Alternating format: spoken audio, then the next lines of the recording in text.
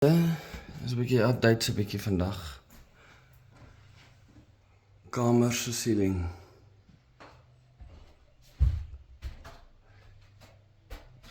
Eerste laag gegooi.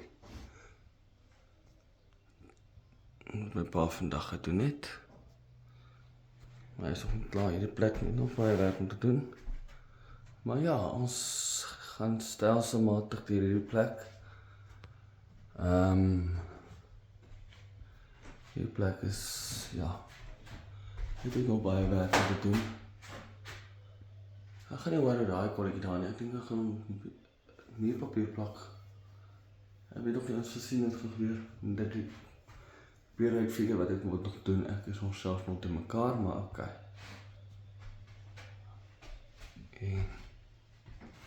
Ek gaan niks praat oor die kant nie, want die is ons geen verandering nie.